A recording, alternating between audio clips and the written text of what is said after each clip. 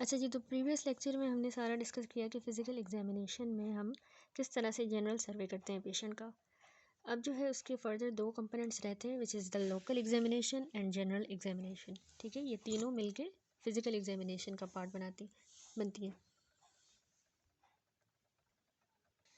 अच्छा, तो सबसे पहले हम लोकल एग्जामिनेशन को डिटेल में डिस्कस करेंगे। इसमें बताया गया है कि याद रखिएगा कि लोकल जो एग्जामिनेशन परफॉर्म की जाती है, ये मोस्ट इंपॉर्टेंट पार्ट है इस फिज़िकल एग्जामिनेशन का ही, उसी का एक कंपोनेंट है। तो क्योंकि एक केयरफुल लोकल एग्जामिनेशन जो है वो डेफिनेट क्लू देगी to arrive at the diagnosis. ठीक है, बाय लोकल एग्जामिनेशन हमारा क्या मतलब है कि we mean examination of the affected region. जिस कंप्लेंट के साथ पेशेंट आया उस अफेक्टेड रीजन की हम करते हैं एग्जामिनेशन, इसीलिए हम ये वर्ड यूज़ कर रहे हैं लोकल एग्जामिनेशन। तो ये कैसे की जाती है, इसमें आ जाता है हमारे पास इंस्पेक्शन। हमें पता है कि इंस्पेक्शन होता है कि हम जो अफेक्टेड पार्ट है बॉडी का, जिसमें जो है पेशेंट जिस कंप्लेंट से आया है, जो उसको है यानी उसका जो अफेक्टेड रीजन है उसकी हम इंस्पेक्शन करते हैं, यानी उसको हम देखते हैं, looking at the affected part. ठीक है, उसको इंस्पेक्शन करेंगे। दूसरा, पाल्पेशन की जाएगी, यानी feeling of the affected part by the hands of the surgeon. ठीक है, हैंड से पाल्पेट करेंगे। देन परकशन है, यानी उसके ऊपर हमने टैपिंग नोट्स से जो है फिंगर की मदद से हम टैपिंग नोट लेंगे और फिर हम लिसन करेंगे। फिंगर से ही उसको मतलब लिसन करने की कोशिश करते हैं हम दूसरी फिंगर से, तो उसको कहते हैं परकशन। देन आता है अस्कल्टेशन। अस्कल्टेशन का मतलब होता है कि साउंड्स को स्टेथोस्कोप की मदद से जो है वो सुना जाए, तो उसको कहते हैं अस्कल्टेशन। जो भी साउंड्स बॉडी में अगर प्रोड्यूस हो रही है उसको स्टेथोस्कोप की मदद से सुना जाए, तो इसमें अस्कल्टेशन भी आ जाता है। इसके अलावा मूवमेंट्स भी नोट की जाती हैं। लोकल एग्जामिनेशन में आ जाती है मूवमेंट्स, जो जॉइंट कंसर्न है उसकी मूवमेंट देखेंगे। देन मेजरमेंट है of the part of body concern. ठीक है, उसी पार्ट ऑफ बॉडी का कि हमने मेजरमेंट भी करनी है। एंड लास्टली हमने लाजमी examination of the lymph nodes करनी है उस अफेक्टेड एरिया की। ठीक हो गया, तो डिटेल जो डिस्क्रिप्शन है इन सारी एग्जामिनेशन की वो हम सब्सिक्वेंट चैप्टर्स में इस बुक में कवर करेंगे। ठीक है, यहाँ पर एक ओवरव्यू गिवन है बस। तो सबसे पहले इंस्पेक्शन के बारे में बताया गया है कि इंस्पेक्शन जो है वो हमने एक कंप्लीट एक्सपोजर के बाद जो है कैरी आउट करनी होती है। उस अफेक्टेड साइड का कंप्लीट एक्सपोजर होना चाहिए। तो it should be compared with the corresponding normal side when ever possible. For example, अगर एक लेग में कोई भी मसला हुआ है जिसकी हमने इंस्पेक्शन करनी है, तो उसको फिर दूसरी नॉर्मल लेग से कंपेयर करेंगे, तो कंपेयर किया जाता है नॉर्मल से।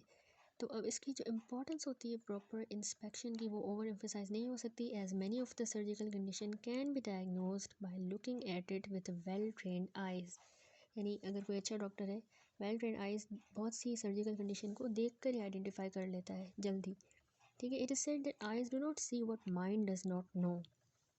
यानी आंखें तब तक देख नहीं सकती जब तक कि माइंड को पता ना हो। ठीक है, इसीलिए इसी वजह से जब तक कि हमें थॉरो नॉलेज ना हो पूरे होल सब्जेक्ट की, तब तक हमारे लिए बहुत ज़रूरी होता है कि हमें यानी हमें पूरे सब्जेक्ट की नॉलेज हो इससे पहले कि कोई भी ट्रेन आइज़ जो है वो अच्छे तरीके से इंस्पेक्ट कर लें और डिज़ीज़ को आइडेंटिफाई करें, डायग्नोस करें। तो उसके लिए नॉलेज का होना बहुत ज़रूरी है। So eyes do not see what mind does not know. उसके बाद अगला होता है स्टेप, हमने कहा palpation. Palpation will not only corroborate the findings seen in inspection but also added information with trained hands may not require any further examination to come to a diagnosis। यानी एक तो हमने इंस्पेक्शन से जो findings हमें मिली हैं, फिर हम जब पाल्पेशन करते हैं तो उससे और फाइंडिंग्स में इजाफा होता है। तो एक तो ये इन्फॉर्मेशन ऐड ऑन भी हो रही है, और दूसरा फिर हमें फर्दर एग्जामिनेशन करने की ज़रूरत नहीं पड़ती अगर हमें डायग्नोस हो जाती है कंडीशन पेशेंट की। तो पाल्पेशन करना भी मतलब इक्वली इम्पॉर्टेंट होता है। देन आता है परकशन एंड अस्कल्टेशन। अब ये इतने इंपॉर्टेंट नहीं होते, ये याद रखिएगा। परकशन और अस्कल्टेशन जो है वो मेडिकल साइड में जितने इंपॉर्टेंट है for the clinical diagnosis of the surgical disease के लिए ये इतने इंपॉर्टेंट नहीं है। ये दोनों परकशन और अस्कल्टेशन सिर्फ इम्पॉर्टेंट है कुछ सर्जिकल कंडीशंस में, जो कि हम फिर आगे जो है अप्रोप्रिएट चैप्टर्स में डिस्कस करेंगे। उसके बाद मूवमेंट्स एंड मेजरमेंट्स की बात हुई है कि मूवमेंट्स और मेजरमेंट्स भी इम्पॉर्टेंट है, पार्टिकुलरली ऑर्थोपेडिक जो केसेस होते हैं, ठीक है, बोन्स से जॉइंट से रिलेटेड, उनमें हमने मूवमेंट और मेजरमेंट भी करनी होती है। और फ्रैक्चर्स के केसेस में injuries of the different nerves, इस तरह के केसेस में मूवमेंट एंड मेजरमेंट को आपने नहीं भूलना। तो कह रहा है लास्ट में कि लोकल एग्जामिनेशन कभी भी कंप्लीट नहीं होती without the examination of the draining lymph node. ये आपने बात कभी भी नहीं भूलनी, कभी भी मिस नहीं करना। ड्रेनिंग लिम्फ नोड को हमेशा एग्जामिन करना है, ठीक है, तब तक आपकी लोकल एग्जामिनेशन कंप्लीट नहीं होगी। More often than not the students forget to do this valuable examination and fail to diagnose many important cases। ये जो है स्टूडेंट्स भूल जाते हैं लोकल लिम्फ नोड, जो ड्रेनिंग लिम्फ नोड है उस अफेक्टेड एरिया का, जिस कंप्लेन से पेशेंट आया है, जिस केस से आया है, तो नहीं करते उसको पालपेट, चेक नहीं करते लिम्फ नोड्स को एग्जामिन, तो इस वजह से वो डायग्नोसिस तक नहीं पहुंच पाते। तो ये बहुत इंपॉर्टेंट स्टेप होता है। तो यहाँ पर ये लोकल एग्जामिनेशन कंप्लीट हुई, जिसमें हमने डिस्कस किया कि कुछ चीज़ें आ जाती हैं जैसे inspection, palpation, percussion, auscultation and movements and measurement. ठीक हो गया। अब चलते हैं फिज़िकल एग्जामिनेशन के लास्ट कंपोनेंट पे, जो कि है जनरल एग्जामिनेशन। अब जनरल एग्जामिनेशन में एक बहुत इंपॉर्टेंट बात कर रहा है शुरू में, कि जो क्रॉनिक केसेस होते हैं, क्रॉनिक केसेस में हमेशा हमें जो है पेशेंट को होल एग्जामिन करना होगा after completing the local examination. ये जो हमने ऊपर लोकल एग्जामिनेशन की, इसको कंप्लीट करने के बाद पूरी हमने पेशेंट की होल जनरल एग्जामिनेशन करनी होती है। कैसे केसेस में? क्रॉनिक केसेस में। लेकिन अगर कोई अक्यूट केस आया है हमारे पास, तो उस तरह के केस में एग्जामिनेशन हम ये वाली एग्जामिनेशन, पूरी जनरल एग्जामिनेशन ओमिट कर देते हैं। ये हम नहीं करते ताकि हमारा वैल्यूएबल टाइम सेव हो। लेकिन फिर भी कुछ जो अक्यूट केसेस होते हैं उनमें हमें करनी पड़ती है यही जनरल एग्जामिनेशन पूरी करनी होती है, या तो वो एनेस्थेटिक सेक के लिए या फिर वो ट्रीटमेंट पॉइंट ऑफ व्यू के लिहाज से फिर हम अक्यूट वालों में भी करते हैं कभी कभी जनरल एग्जामिनेशन। तो अब ये जनरल एग्जामिनेशन कैसी है, इसमें कुछ फॉलोइंग पर्पस हैं जिनके लिए हम ये करते हैं, कैरी आउट करते हैं। वो सारे पॉइंट्स अभी हम डिस्कस करेंगे कि क्यों की जाती है। Number 1, for the diagnosis and differential diagnosis के लिए हमने पेशेंट की लोकल के अलावा ये जनरल एग्जामिनेशन भी करनी है, डायग्नोसिस एंड डिफरेंशियल डायग्नोसिस के लिए। फॉर एग्जांपल जैसे अगर एक केस आया है हमारे पास रिटेंशन ऑफ यूरिन का, ठीक है, तो उसमें हमने पेशेंट के नी और एंकल जर्क्स नोट करने हैं, ठीक है, एग्जामिन करने हैं, और पिपिलरी रिफ्लेक्स चेक करना है उसका, एर्गाइल रॉबर्टसन पिपल, ठीक है, ताकि हम टैब्स डोर्सलिस की डायग्नोसिस बना सकें। तो वैसे पेशेंट रिटेंशन ऑफ यूरिन के साथ कंप्लेन के साथ आया, उसमें हमने जनरल एग्जामिनेशन भी कर ली, नी एंड एंकल जर्क्स देख लिए, पिपिलरी रिफ्लेक्स देख लिया, तो तभी तो हम डायग्नोसिस पर आए। तो इसीलिए एक पॉइंट हो गया कि हमने डिफरेंशियल डायग्नोसिस बनाने के लिए, डायग्नोसिस के लिए हमने जनरल एग्जामिनेशन करनी होती है। ये सारी मतलब एक किस्म की इंडिकेशंस गिवन है कि क्यों जनरल एग्जामिनेशन की जाती है। ठीक हो गया।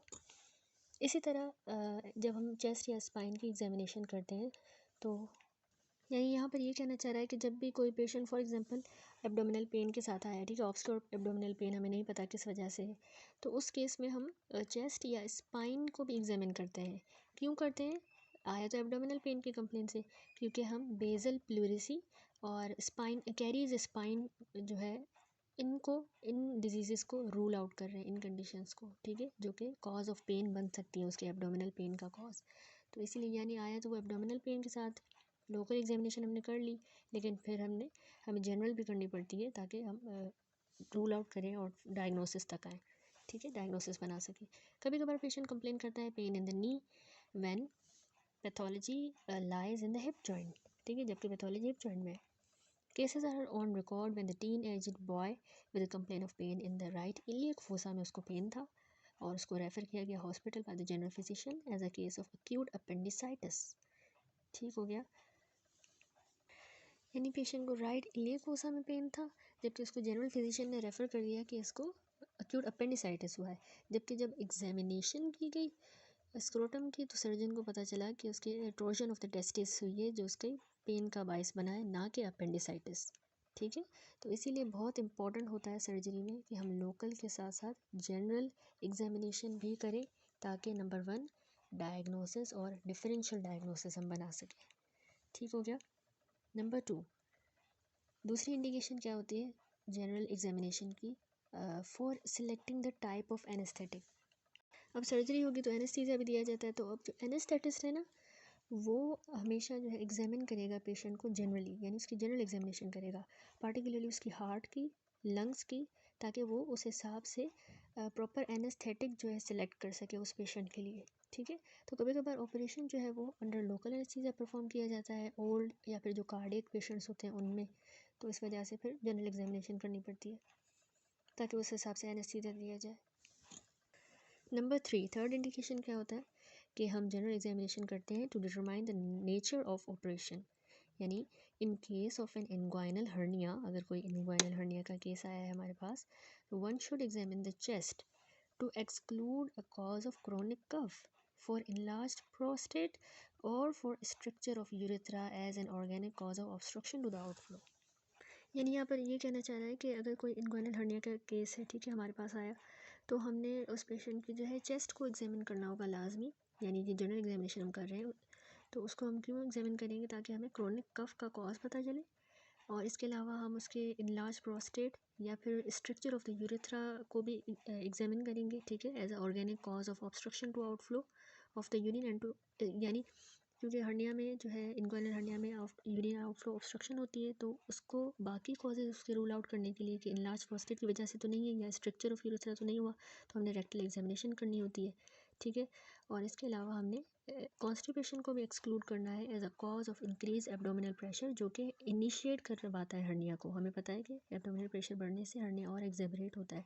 तो ये सारी हम देखें जनरल एग्जामिनेशन कर रहे हैं सिर्फ एक इनग्वाइनल हर्निया के लिए, तो बहुत ज़रूरी होता है सर्जरी में कि लोकल के साथ साथ जनरल एग्जामिनेशन भी की जाए, ठीक है, ये भी एक इंडिकेशन होगी।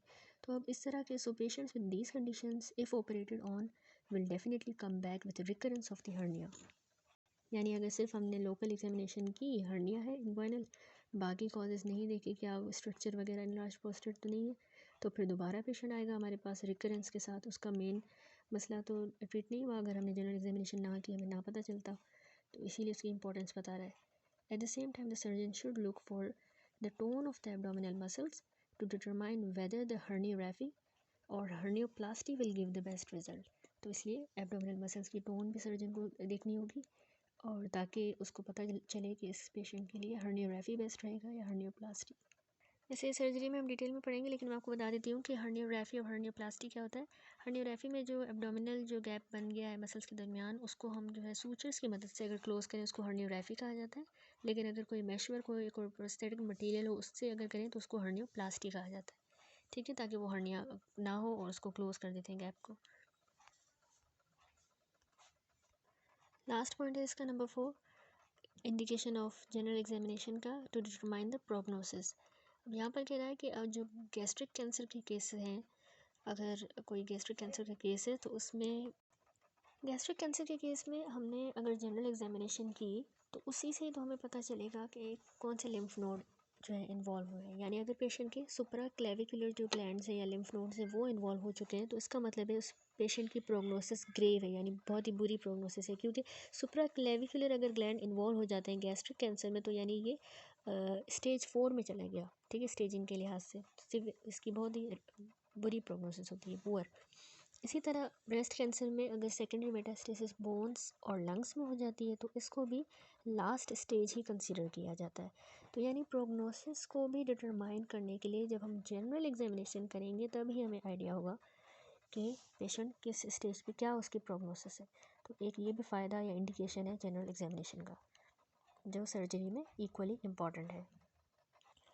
उसके बाद नीचे पूरी जो है लिस्ट गिवन है to remember the points to be examined under the headings of general examination, यानी जनरल एग्जामिनेशन में जो जो चीज़ें हमने एग्जामिन करनी है उसकी ये पूरी लिस्ट है।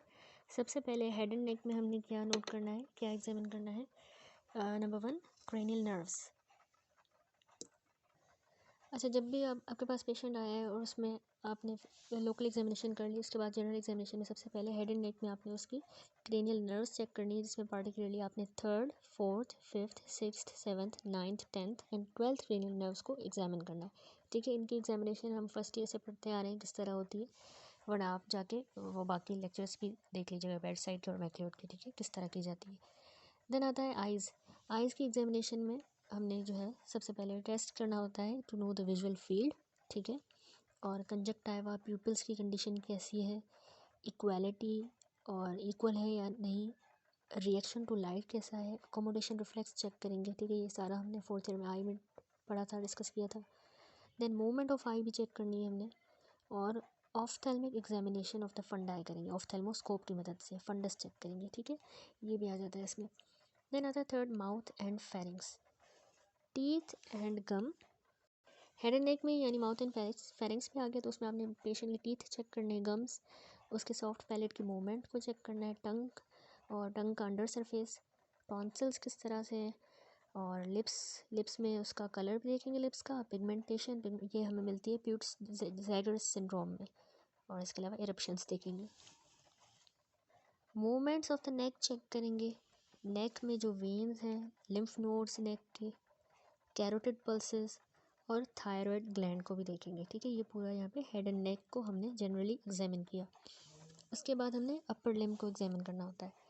तो अपर लिम्ब में जो जनरल एग्जामिनेशन है आर्म्स की और हैंड की with a particular reference to their vascular supply and nerve supply भी चेक करनी है लाजमी। तो नर्व सप्लाई से और इससे वास्कुलर सप्लाई से, बेसिकली नर्व सप्लाई से हमें पावर, टोन, रिफ्लेक्सेस और सेंसेशंस का पता चलेगा। तो ये वीक हो जाएंगी और ये भी सारा बैड साइड में हमने डिस्कस किया है। उसके बाद आता है axilla and lymph nodes. Upper limb में ये आ जाते हैं, उसी का पार्ट है। एक्जिला और लिम्फ नोड्स हमने चेक करने हैं, जॉइंट्स चेक करने हैं, फिंगर नेल्स देखेंगे, फिंगर नेल्स में उसके क्लबिंग या कोइलोनाइकिया तो नहीं है, ठीक हो गया। फिर आता है थॉरेक्स, थॉरेक्स पे अब आएंगे हम। तो ये आपने लिस्ट पूरी याद रखनी है कि हेड एंड नेक किया उसमें ये सारी चीज़ें, then upper limb, upper limb के बाद थॉरेक्स, थॉरेक्स में आपने टाइप ऑफ चेस्ट देखनी है, डिफरेंट टाइप्स ऑफ चेस्ट होती है, pigeon chest, funnel chest, barrel chest, ठीक है, ये सारी हम देखेंगे आगे। तो टाइप ऑफ चेस्ट पहले देखनी है, then number 2 breast, and number 3 presence of any dilated vessels या पल्सेशंस तो नहीं है चेस्ट पे, थोरैक्स पे, और पोजीशन ऑफ ट्रैकिया भी नोट करनी है। उस पेशेंट की एपिक्स बीड आपने देखनी है, लोकेट करनी है। लंग्स को एग्जामिन करेंगे एज अ होल, यानी लंग्स की फिर फर्दर अलग से इंस्पेक्शन, पल्पेशन, परकशन और अस्कल्टेशन करेंगे। देन आता है हार्ट, हार्ट को भी हमने पूरा ही एग्जामिन करना है, उसकी भी पल्पेशन, परकशन और अस्कल्टेशन की जाएगी, ठीक है। यहाँ पे थॉरेक्स कंप्लीट हुआ। उसके बाद एब्डोमेन, एब्डोमेन की कैसे करनी है जनरल एग्जामिनेशन, एब्डोमिनल वॉल पहले देखेंगे। उसमें एब्डोमिनल वॉल में आपने कौन सी चीज़ें देखनी है, एक तो अम्बिलाइकस की जो है पोजीशन चेक करनी है, ठीक है, कोई स्कार वगैरह तो प्रेजेंट नहीं है, कोई डायलेटेड वेसल्स अगर आपको नज़र आ रही है, और एब्डोमिनल रिफ्लेक्स भी आपने चेक करना है, ठीक है। एब्डोमिनल वॉल में ये सारी चीज़ें देखी, कोई डायलेटेड वेसल, स्कार, अम्बिलाइकस की पोजीशन। नंबर 2 आपने एब्डोमिनल रिफ्लेक्स करना है।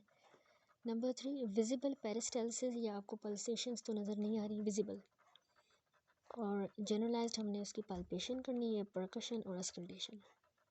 कोई हर्नियल ऑरिफाइस, इसके अलावा जेनिटेलिया भी हम नोट करेंगे, इनग्वाइनल ग्लैंड्स हम नोट करेंगे, उनकी एग्जामिनेशन, और रेक्टल एग्जामिनेशन भी इसी का पार्ट है, as well as gynaecological examination if required.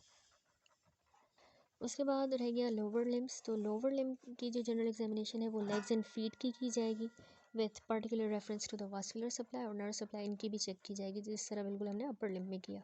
तो उसकी पावर, टोन, रिफ्लेक्सेस और सेंसेशन का आइडिया होगा। वेरिकोज वेन भी चेक करनी है, एडिमा, जॉइंट्स, ठीक है, ये सब लोअर लिम्ब में चेक किया जाएगा। Last examination of the external genitalia, इसके अलावा स्पूटम, वॉमिट, यूरिन, स्टूल, इनको भी हमने नेकेड आई से और इसके अलावा माइक्रोस्कोप के अंडर जो है एग्जामिन करना है इफ़ रिक्वायर्ड। दैट्स इट, यहाँ पर ये कंप्लीट हुई पूरी जनरल एग्जामिनेशन, यहाँ पे कंप्लीट हुई, ठीक है। और फिज़िकल एग्जामिनेशन, जनरल एग्जामिनेशन और जनरल, यानी फिज़िकल एग्जामिनेशन में ये तीनों चीज़ें हमने कवर की। सबसे पहले हमने पूरा जनरल सर्वे देखा कैसे किया जाएगा, लोकल एग्जामिनेशन और जनरल एग्जामिनेशन ये पूरी आ गई फिज़िकल एग्जामिनेशन के अंडर। और उससे पहले हमने पूरी हिस्ट्री टेकिंग जो है सर्जरी में सीखी, किस तरह ली जाती है। उसके बाद आता है प्रोविजनल डायग्नोसिस। अब इस स्टेज पे जो क्लिनिशियन है वो एबल होगा to make a provisional diagnosis. He should also keep in mind the differential diagnosis भी उसको अपने माइंड में रखनी है। He will now require a few investigations to come to proper clinical diagnosis. यानी अब इस स्टेज पे उसको कुछ इन्वेस्टिगेशंस की भी ज़रूरत पड़ सकती है ताकि वो प्रॉपर क्लिनिकल डायग्नोसिस बना सके, ठीक है। तो students should know how to diagnose common diseases first and then you should think for possibility of rare disease. याद रखिएगा, रेयर डिजीज़ को आपने पहले नहीं सोचना, डायग्नोसिस में नहीं लाना, पहले जो कॉमन डिजीज़ हैं उनको। तो a word of caution will not be irrelevant here, that if you diagnose a rare disease you will be rarely correct, ठीक है। तो इसमें बहुत रेयर चांसेस होते हैं कि आप करेक्ट हो अगर आपने उसको as a rare disease diagnose किया है। तो सबसे पहले कॉमन डिजीज़ को ही अपनी डिफरेंशियल में रखा जाए। देन उसके बाद आता है स्पेशल इन्वेस्टिगेशंस।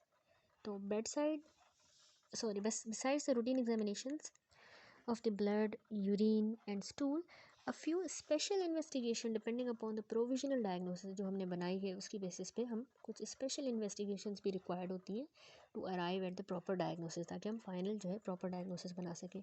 तो स्पेशल इन्वेस्टिगेशन, तो इनको भी हम आगे अप्रोप्रिएट चैप्टर्स में डिस्कस करेंगे। देन है क्लिनिकल डायग्नोसिस। ठीक है, पहले हमने प्रोविजनल डायग्नोसिस डिस्कस किया जिसमें जो है डिफरेंशियल भी रखा जाता है और कुछ इन्वेस्टिगेशंस करवानी पड़ती हैं, और ताकि हम फिर हमने कहा कि रेयर डिजीज़ को बाद में रखा जाए, पहले कॉमन डिजीज़ को ही हम रखेंगे जहन में और कोई डायग्नोसिस बनाएंगे, प्रोफेशनल डायग्नोसिस।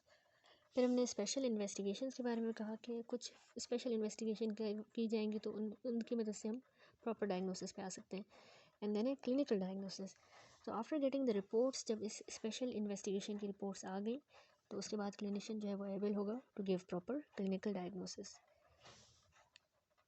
तो इससे जो है ना कि सिर्फ एलिंग ऑर्गन जिसमें बीमारी है उस ऑर्गन को हम आइडेंटिफाई कर लेंगे, बल्कि ऑल्सो हम पैथोलॉजिकल प्रोसेस जो उस वक्त उसमें चल रहा होगा और डिफरेंट डायरेक्शंस में जिस हद तक वो गया है पैथोलॉजिकल प्रोसेस, वो भी अंडरस्टूड हो जाएगा। ठीक है, तो इसको हम कहते हैं clinical diagnosis. As for example, in the carcinoma of the breast, one should mention in this heading the clinical stage of the disease and the various structures involved in the metastasis. ठीक है, वो metastasis वाले structures और clinical stage कौन सा चल रहा है वो भी mention करना होगा। Similarly, in the case of inguinal hernia, clinician should not only mention that whether it is a direct or indirect, reducible or irreducible, but also mention its content, यानी either इसमें intestine है या omentum या portion of urinary bladder, तो उसका content mention करना भी ज़रूरी होता है। तो यानी उसका एलिंग ऑर्गन भी पता चल गया, डिजीज़ और उसका पैथोलॉजिकल प्रोसेस। उसके बाद नेक्स्ट आता है ट्रीटमेंट। तो ट्रीटमेंट याद रखिएगा कि स्टूडेंट्स को जो है अंडर दिस हेडिंग यानी ट्रीटमेंट के अंडर जो है उन्होंने लिखना होगा पूरा जो मेडिकल ट्रीटमेंट और सर्जिकल ट्रीटमेंट जो पेशेंट ने रिसीव किया है। ठीक है, वो सारा नोट डाउन करना है। तो while writing the medical treatment, the student should clearly mention the drugs given to the patient. जो ड्रग्स हमने दी हैं पेशेंट को उनका नाम लिखना है। ठीक है, उनको क्लियरली मेंशन करना है मेडिकल ट्रीटमेंट के अंदर, उनका डोज कितना दिया गया था और ड्यूरेशन ऑफ ट्रीटमेंट कितना था। सर्जिकल ट्रीटमेंट में फिर उन्होंने क्लियरली मेंशन करना है कि टाइप ऑफ एनेस्थीसिया कौन सा दिया गया, ऑपरेशन किस टाइप का परफॉर्म किया गया। ठीक है, in the operation note student should describe the operation under following headings. अब ऑपरेशन नोट में किस तरह से कौन सी हेडिंग्स में डिस्क्राइब करेंगे, इस तरह पहले लिखेंगे type of anaesthesia and anaesthetic used. ठीक है, नंबर 2 हम लिखेंगे नेम ऑफ द एनेस्थेटिस्ट, उस डॉक्टर का नाम जिसने एनेस्थीसिया दिया, एनेस्थेटिस्ट का नाम। ठीक है, and then name of the surgeons जो भी थे ओटी में। Number 4 position of the patient on the operation table, किस पोजीशन में था। And number 5 type of incision made. ठीक है, टाइप ऑफ इंसिजन हमने कौन सी दी है। इसके अलावा टेक्निक ऑफ द ऑपरेशन क्या थी, क्लोजर। ठीक है, और क्लोजर के बाद ड्रेनेज अगर लगाया है या नहीं लगाया तो वो ड्रेन जो लगाया जाता है तो वो भी मेंशन करना है। ठीक हो गया, तो ये सारे जो है हमने सर्जिकल ट्रीटमेंट के अंडर हेडिंग्स में लिखना होता है। देन आता है लास्ट में प्रोग्रेस। डेली प्रोग्रेस जो है पेशेंट की starting from the time of the patient came out of the operation theatre से लेके जो है हमने पूरी जो है डेली की प्रोग्रेस वो नोट करनी होती है, क्लियरली नोट करनी होती है। तो student should also mention if any investigation perform during the post operative period, यानी ऑपरेशन के बाद जो भी इन्वेस्टिगेशंस करवाई जा रही हैं वो भी सारी मेंशन करनी है। Dressings done during the period. ठीक है, और जो भी ड्रेसिंग वगैरह की जा रही है, कंडीशन वूंड की, ये भी सब मेंशन करना है प्रोग्रेस में। देन फॉलोअप है। अब फॉलोअप कब से स्टार्ट होगा, this resumes when the patient is discharge from the hospital and x tends till he starts his normal active life. ठीक है, जब तक कि वो अपनी नॉर्मल एक्टिव लाइफ स्टार्ट नहीं कर लेता तब तक, और जब से वो डिस्चार्ज हुआ हॉस्पिटल से वहाँ से लेकर तब तक जो है उसका फॉलोअप का पीरियड होगा और उसको आना होगा। Student should learn how to make a discharge certificate, किस तरह बनाया जाता है, उसमें मेंशन हुआ होगा in a nutshell the diagnosis, special investigation जो परफॉर्म की गई, ट्रीटमेंट जो उसने रिसीव किया पेशेंट ने, और जो उसको हमने पोस्ट ऑपरेटिव एडवाइस दी है, ये सारा हमने उसके डिस्चार्ज सर्टिफिकेट पे मेंशन करना है। इसके अलावा इसमें गिवन है कि he should also mention the date when the patient should report to the out patient clinic to let the surgeon know his progress and his complain. यानी अब पेशेंट की किस तरह प्रोग्रेस हो रही है और उसकी और कोई कंप्लेन तो नहीं है, उसके लिए हमने उसको डेट भी लिख के देनी है कि आप इस डेट पे दोबारा आकर दिखाइएगा, ठीक है, फॉलोअप का लिख के देंगे। Now the student should make a record of the days the patient came for the follow up and the advice given by the surgeon. जो भी अब सर्जन उसको एडवाइस देगा और जितने दिन वो फॉलोअप के लिए आ रहा है वो सारा भी हमने नोट करना है। ठीक हो गया। अब लास्ट होता है टर्मिनेशन।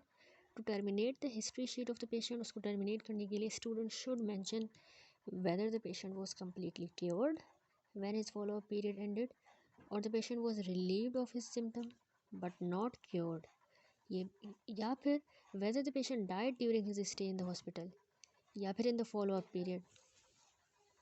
यानी उसकी हिस्ट्री शीट को टर्मिनेट करने के लिए हमने ये मेंशन करना है कि पेशेंट बिल्कुल ठीक हो गया अपने फॉलोअप पीरियड में, ठीक है, जैसे उसका फॉलोअप पीरियड ख़त्म हुआ तो बिल्कुल कम्प्लीटली ठीक हो गया, या फिर उस पेशेंट को जो है उसके सिम्टम तो रिलीव हो गए लेकिन क्योर नहीं हुआ, ये अगर ऐसा मसला है तो ये भी नोट करना है। या फिर वो पेशेंट जो है डाई कर गया during his stay in the hospital या फिर फॉलोअप पीरियड के दौरान डाई कर गया तो वो भी लिखना है।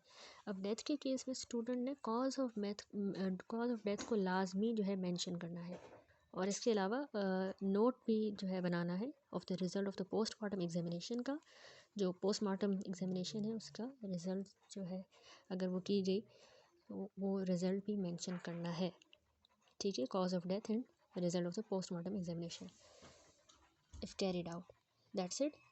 अल्हम्दुलिल्लाह ये चैप्टर जो है कंप्लीट हुआ हमारा फर्स्ट चैप्टर एस्तास से। नेक्स्ट वीडियो से इंशाल्लाह हम स्टार्ट करेंगे chapter number 2, few special symptoms and science.